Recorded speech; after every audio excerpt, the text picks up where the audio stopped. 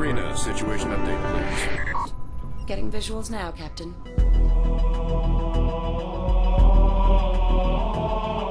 When you play the original Halo games, an explosion takes up the whole screen. So I'm going to kill a fast-moving purple thing, and it will come at me and die. In Halo Wars, it's going to be a view from 40 feet up, so it's not going to be one explosion, it's going to be 20.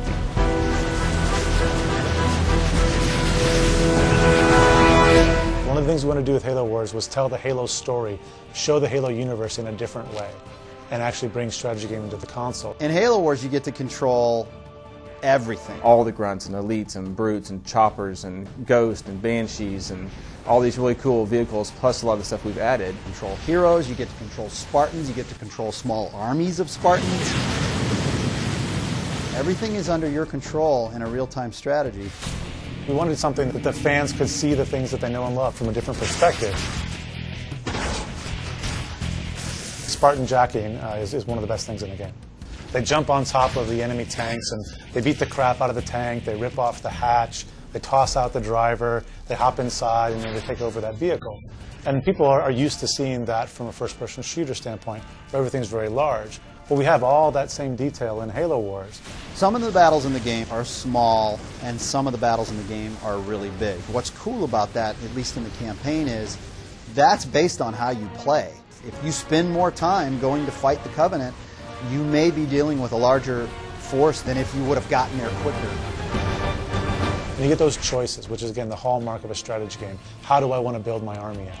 And by the end, you've got 12 or 15 Scorpion tanks rolling across the landscape, or you could have 40 or 50 Marines. And it's really kind of your choice. It is a game more focused about combat, which is certainly what the Halo fans will expect. People want to blow stuff up, myself included. It's a console game. Stuff blows up really, really well in Halo Wars, but it is also a game where you have to think.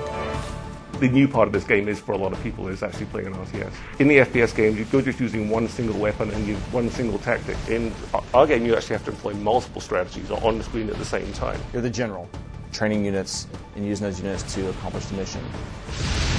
Commanding your armies, you're commanding your resource gathering or your economy. You manage resources, which you buy that army with, and you actually use those resources to upgrade and change your army to form a strategy that you will hopefully win with.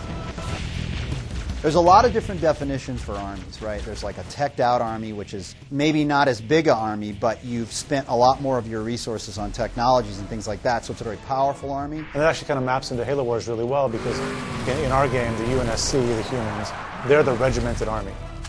But the Covenant, the sort of religious zealots, they can bring a lot more units to the fight, but each of those units is a little bit weaker.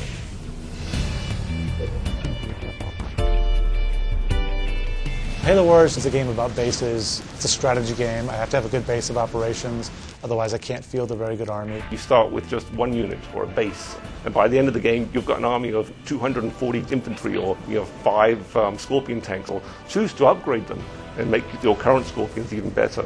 It's a lot of fun to be able to do that.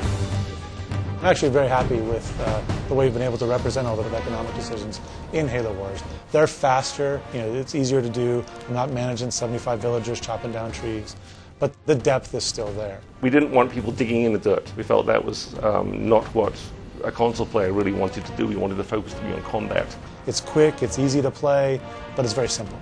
I bounce back to my town, I get the supply pad upgrade, I'm back to the fight. It's just that long-scale look at the actual war. It's not one v many, it's many v many. It's a fast-paced game. It's an adrenaline rush from the word go, but it has that strategy aspect to it that people haven't seen in the Halo universe before.